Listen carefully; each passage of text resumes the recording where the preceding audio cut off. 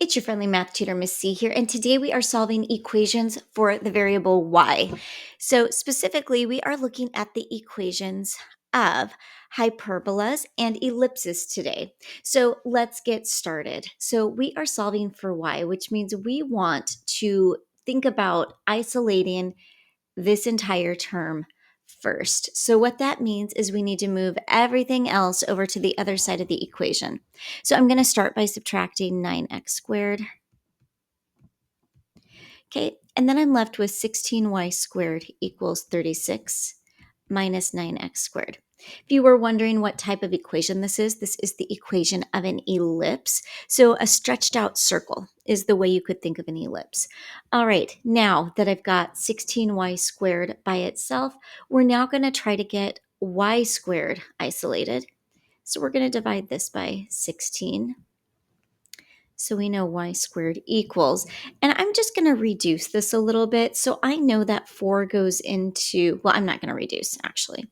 We'll do that at the end. All right. And then I am going to go ahead and take the square root of both sides because I am trying to get just y by itself. So I'm taking the square root, but because I'm the one that took the square root, I need to have a plus or minus sign here. And I actually decided I'm not going to reduce this because 16 can't be reduced evenly between these two. So I'm just going to leave it like this. So this is our equation that is solved for y. So the reason there's a plus and minus on this equation, besides the fact that I did a square rooting, is ellipses have two parts. They have the top part of the equation, so this part, and then they've got the reflected part that's on the bottom. So that's how the plus or minus works in terms of getting this ellipse drawn. All right, we've got another one. This is also an ellipse. We're going to go ahead and follow the same process. Remember, our ultimate goal is to get y by itself, which means we first start getting the term by itself. So I'm going to subtract 4x squared from both sides. Gives me 25y squared here equals 100 minus 4x squared. And now I'm going to divide by 25 on both sides because I'm still trying to get that y by itself. So I have y squared equals 100 minus 4x squared over 25. And now I'm going to do the square root of both sides, remembering that I'm the one doing the square rooting, so I need to put a plus or minus here. Okay, at this point, I am going to simplify this because 100 divided by 25 is 4. So I'm going to write it like that. And then I'm just going to have 4 over 25 x squared here. Or you can say an equivalent equation would be this. So either one of these are correct. Let's look at a slightly different variation on an elliptical equation as well as how we isolate y in the equation of a. So we are going to solve our last ellipse equation right here. And this one looks a little different because we've got a fraction. So good news, we solve it the same way. We're still trying to isolate y here. So I'm going to start by moving x squared to the other side by subtracting it. And here I'm left with y squared divided by 16 equals 1 minus x squared.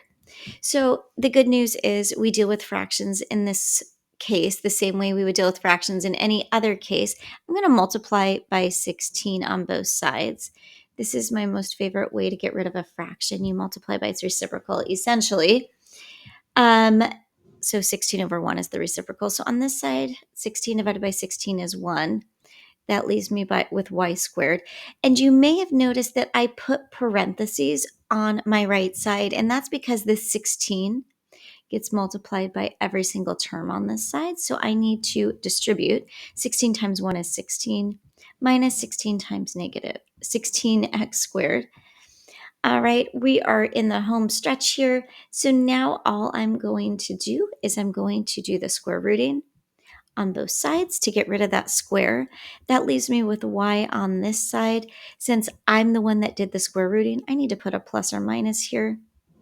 I end up with 16 minus 16x squared. And that is how you solve this ellipse for the variable y. One last thing to point out on ellipses. Make sure you end up with this plus or minus here. It's always a quick check. Did I accidentally forget that? That's the most common mistake. Remember, ellipses, circles, hyperbolas, they all have two parts. And so if you only have part of this, you just end up having a square root graph. So not quite a square root graph, but you only end up having either the top part of the graph or the bottom part of the graph. Okay, last equation. This is the equation of a hyperbola. So, and I know that because there is a subtraction sign here. That's what differentiates the hyperbola graph from the ellipse graph. And so we're going to solve this in much of the same way. We are trying to get y by itself, which means we start by getting that term by itself. So I'm going to go ahead and subtract x squared divided by 100 on both sides. There's actually two great ways to solve this, and I'll show you the other way in just a second. So that gives me 1 minus x squared divided by 100. Okay, at this point, what we have is we have a negative on this side, and we have a 25 in the denominator. So I'm going to multiply this entire equation by negative 25. So the negative means that I'm going to turn my y squared positive, and multiplying by 25, that's the reciprocal of divided by 25. That's going to mean that I'm not going to have a denominator here. So when I do that, I'm going to distribute to this term, and that's going to leave me with y squared. A negative times a negative is a positive. 25 divided by 25 is 1, so I'm left with y squared. But I also need to multiply every other term by negative 25. So a negative times a negative is a positive. Okay, so that's what I have now. Before I get to my next step, I'm going to simplify just a second here. 25 over 100 is 1/4 x squared, or you could say x squared over 4. It's the same thing. And now I'm just going to take the square root of both sides. So y ends up equaling plus or minus, again, because I did the square rooting. In math, a lot of times we like to write our positive term first. So I'm just going to switch this order.